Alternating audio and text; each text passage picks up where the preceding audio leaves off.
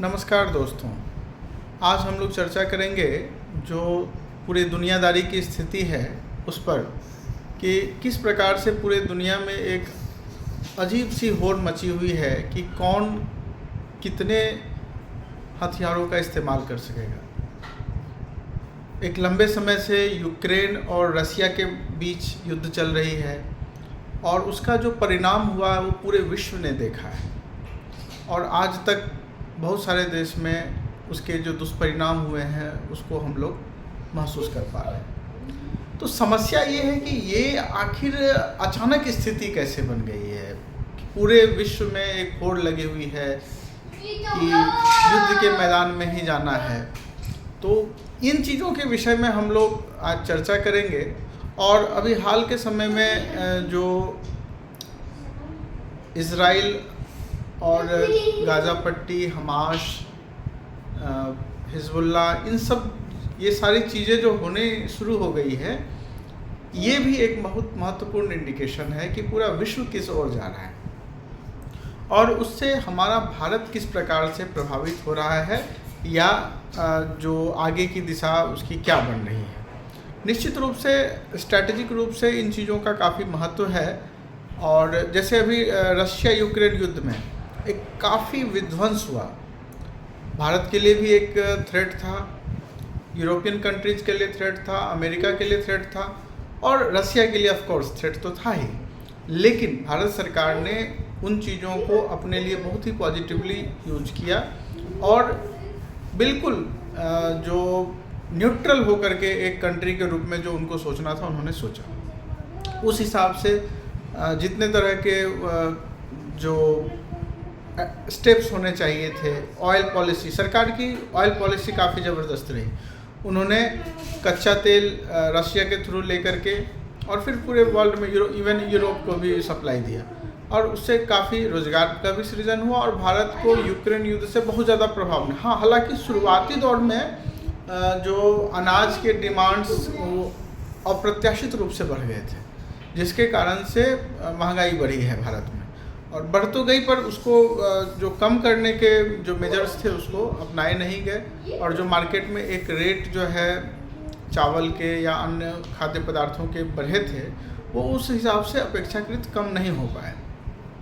अभी हाल के समय में जो यूक्रेन और रशिया युद्ध के अतिरिक्त एक नया मोर्चा खुल गया है, वो है इज़राइल, ईरान, हिजबुल्ला, इन सब चीज़ों की। आपको पता है पिछले साल 7 अक्टूबर यानी 7 अक्टूबर 2023 को हमास के आतंकवादियों ने इज़राइल में घुसकर जो जनरल इनोसेंट पीपल थे उन पर हमला किया और 2000 से ज़्यादा लोग मारे गए। उसका बदला लेने के लिए इज़राइल ने पूरे पिछले एक साल से हमास को लगभग ख़त्म कर दिया और जो उसका सपोर्टिंग कंट्री था लेबनान, जहाँ की हिजबुल्ला के आतंकी एक्टिव थे, वहाँ पर भी अब जो है हमास के बाद जो है इज़राइल ने अपनी ताबड़तोड़ कार्रवाई शुरू कर दी। अब ज़रा सा ये सोच के देखिए ये सारी चीज़ें हो क्यों रही हैं। दोस्तों, मुझे ये लग रहा है कि ये चीज़ें कहीं ना कहीं वर्ल्ड ऑर्डर चेंज होने के संकेत दे रहे हैं। यानी कि जो वर्ल्ड ऑर्डर है आज के डेट में वो धीरे धीरे शिफ्ट होकर के अब एशिया की तरफ हो रहा है। अमेरिका जो पूरे वर्ल्ड को एक तरह से डिक्टेट करता है, डिक्टेटरशिप वाली भावना उसकी है, वो हर एक मोर्चे पे विफल रह रहा है। जैसे यूक्रेन युद्ध में उसने सोचा था कि जो रसिया है वो तबाह हो जाएगा, पर ऐसा हुआ नहीं है। पिछले 2 साल से भी अधिक समय से रसिया और यूक्रेन का युद्ध चल रहा है और बिल्कुल ऐसा नहीं है कि रूस की आर्थिक स्थिति खराब हो गई है, डमाडोल हो गई, ऐसा कुछ नहीं है। वो बिल्कुल चल रही है, सामान्य चल रही है। यूक्रेन लेकिन पूर्ण रूप से बर्बाद हो गया। तो यहाँ अमेरिका की पॉलिसी को चैलेंज किया जा सकता है। दूसरा पॉलिसी इसका देखिए अभी यहाँ पे मुश्किल हो रही है इज़राइल में। ईरान ने इज़राइल पे लगभग 200 मिसाइलें दागी, उसमें से बहुत सारे बैलिस्टिक मिसाइल्स भी थे। अब जरा सा सोच के देखिए कि ये हो क्यों रहा है। तो ये कहीं ना कहीं जो वर्ल्ड के जो आज के डेट में टॉप पावरफुल कंट्रीज हैं, उनके बीच में एक तरह का कलिजन चल रहा है। तो वो डायरेक्ट नहीं हो करके इनडायरेक्ट वे में, जैसे वो अपने आप को चेक कर रहे हैं कि अच्छा हाँ ठीक है, हमारा ये हथियार यहाँ काम करेगा, नहीं करेगा, कैसे करेगा। तो पूरे वर्ल्ड में अभी आपको पता चला होगा कि हाल के समय में अमेरिका में एक तरह की जो आर्थिक रूप से जो है खराब संकेत मिलने शुरू हो गए थे। ऐसा क्यों? तो उसका जो एक परिणाम है, उसकी जो आयुध क्षमता है, वो जो वर्ल्ड को एक्सपोर्ट करता है, जो भी हथियार है, उसके डिमांड्स में कमी आने लगी थी। तो ये जो युद्ध के मोर्चे खुलने से क्या हो गया है कि सिर्फ अमेरिका ही नहीं बल्कि अन्य देश, फ्रांस भी, रशिया भी या और भी कोई देश है, तो इनमें क्या हो गया है कि एक इन्होंने इतने सारे हथियार के इस्तेमाल किए हैं, तो उससे पूरे वर्ल्ड में एक तरह की मतलब आप इसको कह सकते हैं कि इनसिक्योरिटी फैल गई है। भारत को भी लग रहा है कि अगर पड़ोसी देश के साथ कुछ हो जाए, अगर थर्ड वर्ल्ड वार, हालांकि मुझको इसकी कोई संभावना नज़र नहीं आती है, क्योंकि विश्व के देश सतर्क है कि अगर तीसरा विश्व युद्ध होता है तो किसी के लिए भी अच्छा नहीं है, क्योंकि अभी विध्वंसक क्षमता पूरे वर्ल्ड में डिफरेंट कंट्रीज़ के पास काफ़ी है। तो इतना सारा जो रिसोर्स, इतना सारा जो आपको जो प्रॉपर्टीज़ क्रिएट होने में सैकड़ों वर्ष लग गए, और उसको आप क्या चाहते हैं कि 15 दिन में, 20 दिन में, 1 साल में हम बर्बाद कर लें? ऐसा कोई नहीं चाहेगा। तो इसलिए ये चीज़ें अब होने नहीं जा रही हैं। हाँ, लेकिन वर्ल्ड ऑर्डर चेंज हो रहा है, उसके संकेत मिल रहे हैं।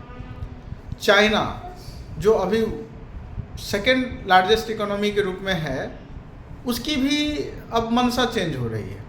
वो भी फर्स्ट लार्जेस्ट इकोनॉमी बनना चाह रहा है, वो भी सभी चीज़ों में अपने आप को आगे बढ़ाना चाह रहा है। भारत भी चाह रहा है कि एक अच्छी स्थिति तैयार हो। केवल अमेरिका का ही दबदबा पूरे विश्व में रहे, ऐसा कोई नहीं चाहता है। तो कहीं ना कहीं इन चीज़ों का मतलब एक बहुत बड़ा गेम चल रहा है। अब सोचिए कि अगर 2 देशों में के बीच युद्ध हो रहा है, तो जो बाकी के देश हैं वो प्रभावित हो रहे हैं, क्योंकि ग्लोबलाइजेशन का ज़माना है। आपके देश में जो सामान चाहिए वो केवल एक देश से तो आता नहीं है, डिफरेंट कंट्रीज से हमारा जो है इंपोर्ट होता है। हम भी अलग अलग देशों को एक्सपोर्ट करते हैं सामान। तो ये जो स्थिति बन रही है, तो उससे मुश्किल तो पड़ रहा है। अभी जैसे अगर इजराइल और ईरान के बीच में युद्ध हो जाता है, तो जो भारत का चाबहार पोर्ट है वो डिस्टर्ब होगा, और जो मिडल ईस्ट के साथ जो भारत के व्यापार है वो प्रभावित होंगे, चाहे इंपोर्ट हो या एक्सपोर्ट हो। नेचुरल गैस का जो पाइपलाइन है या जो भी वहाँ से आने की स्थिति बन रही है, नेचुरल गैस या पेट्रोलियम पदार्थ, तो वो तो डिस्टर्ब हो जाएगा। वो ऑटोमेटिक इम्पैक्ट डाल देगा भारत के इकोनॉमी पे। वो इकोनॉमी पे जैसे जैसे ऑयल प्राइसेस हाई होंगे, ऑटोमेटिक जो है वो जो हमारा लागत है, कृषि क्षेत्र का हो या सेकेंडरी जो क्षेत्र आपके औद्योगिक क्षेत्र हैं, उसमें लागत बढ़ जाएगी, और अल्टीमेटली क्या, हम भारत की जो जनता है वो उसको सहना पड़ेगा। हमारी जो बचत है उस पर बहुत ज़बरदस्त असर पड़ेगा। तो कहीं ना कहीं ये चीज़ें हम लोगों को प्रभावित करेंगी, और बहुत बुरी तरह से प्रभावित करेंगी। इकोनॉमी चौपट हो जाएगी। इसलिए मैं नहीं मानता कि ये कोई तीसरा विश्व युद्ध की तरफ संकेत है, और संभवतः अगले 15 दिन से 30 दिन के बीच में मेरे ख्याल में कोई ना कोई मध्यस्थता होगी, और ये युद्ध, दोनों युद्ध शांत होंगे। यूक्रेन रशिया युद्ध भी शांत हो जाएगा, और जो इजराइल ईरान, इनके बीच में एक अच्छी बॉन्डिंग बनेगी, और हो सकता है ईरान में सत्ता परिवर्तन हो जाए और इजराइल में भी सत्ता परिवर्तन हो जाए, दोनों हो, क्योंकि ऐसी स्थितियों में यही सबसे अच्छे संकेत हो सकते हैं, अच्छा निराकरण हो सकता है। और किसी को भी, ठीक है, आपको 200 मिसाइल दागने थे, आपने दाग दिए, सामने वाले ने भी कुछ अटेम्प्ट ले लिया, लेकिन आज का समय युद्ध का नहीं है। आज का समय शांतिपूर्वक व्यापार करने का है, लोगों की तरक्की देखनी है, शिक्षा पे काम करने की ज़रूरत है, और जो भारत का बताया हुआ मार्ग है, महात्मा बुद्ध का बताया हुआ मार्ग है, मध्यम मार्ग, उस पे चलने की ज़रूरत है। आप अपनी तरक्की कीजिए, लेकिन इस तरक्की में ऐसा नहीं होना चाहिए कि किसी का नुकसान कर दे। आप भी बढ़िए, सामने वाला भी बढ़े। ठीक है, कुछ चीज़ें डिस्प्यूट्स हो सकती है, कुछ ऐसे मामले हैं जो नहीं बदल सकते हैं, लेकिन ऐसा नहीं है कि वो अनंत काल तक चलेंगे। जैसे भारत का कश्मीर मामला, उस कश्मीर मामले को लेकर के आज पाकिस्तान पिछले 50 साल, 60 साल, 70 साल में देख लीजिए उसकी स्थिति क्या हो गई। यदि उस कश्मीर मामले को हटा दिया जाता तो उनकी बलूचिस्तान भी जो है या सिंध प्रांत सभी लोग समृद्ध होते, बट उनकी जो पॉलिसी है कहीं ना कहीं कश्मीर के इर्द गिर्द घूम रही है, जिसके कारण काफ़ी नुकसान हुआ है उनको। और अगर अब भी वो नहीं सचेत होते हैं तो यह मान के चलिए कि भविष्य में जो पाकिस्तान की स्थिति है वो खराब होने वाली, क्योंकि उसके बगल की कंट्री है ईरान, अफगानिस्तान। क्या आपको लग रहा है कि पाकिस्तान वहाँ फल फूल पाएगा कश्मीर मुद्दा को लेकर के? नहीं, आज का समय है शिक्षा, स्वास्थ्य, समृद्धि पे काम करने का, ना कि डिस्प्यूट्स पे। ठीक है, कश्मीर की हालत जो है कश्मीर के लोगों पे छोड़ दीजिए ना, वो लोग संभाल रहे हैं अपने आप को। आपने जो हमारा पाक ऑक्यूपाइड कश्मीर है उसको आपने कितना समृद्ध कर दिया। अगर वो बहुत समृद्ध हैं तो कोई बात नहीं, पर आपको खुद इन चीज़ों को देखने की ज़रूरत है, समझने की ज़रूरत है, क्या वो समृद्ध हैं? क्या मौजूदा कश्मीर जो हमारा भारत के साथ खड़ा है वो और पीओके, उस दोनों में, दोनों जगहों की स्थिति किन की अच्छी है? अगर बेहतर है यहाँ तो कोई उधर क्यों जाना चाहेगा? अगर बेहतर है आपके यहाँ तो वो भारत के तरफ क्यों मिलना चाहेगा? लेकिन जो स्थिति है वो स्पष्ट इशारा करती है आज का समय युद्ध का नहीं है। आप शांतिपूर्वक अपने व्यवसाय को, अपने अर्थव्यवस्था को चलाएं, अपने जो जनसंख्या है आपकी उसको सही भरण पोषण आप कर सकें, शिक्षा दें और उनको इस लायक भी बनावें कि वो विश्व के बारे में वसुधैव कुटुंबकम की जो अवधारणा है उसको लेके चलें। और शायद यही एक उपाय है जिसके माध्यम से हम पूरे विश्व को एक साथ लेके चल सकते हैं। ना कोई बड़ा है ना कोई छोटा है। जिस तरह से एक परिवार को चलाना, छोटे बड़ों को मिला करके साथ में लेके चलना एक अच्छे परिवार का निशानी है, इसी तरह पूरा विश्व एक परिवार है। इसको हम लोगों को एक साथ लेके चलना है, कोई छोटा नहीं, कोई बड़ा नहीं। आप व्यापार कीजिए, आपसी सामंजस्य स्थापित कीजिए, बेहतर व्यवहार रखिए, सारा चीज़ सही रहे। और ये युद्ध में ये जो हथियारों का प्रदर्शन आज तक ये किसका भला कर पाए हैं? आज भी नहीं कर पाएंगे। इसीलिए इन चीज़ों को आप रोकिए। ईश्वर करे सबों को सद्बुद्धि मिले और युद्ध से हट करके अब बुद्ध के मार्ग पे लोग चलें।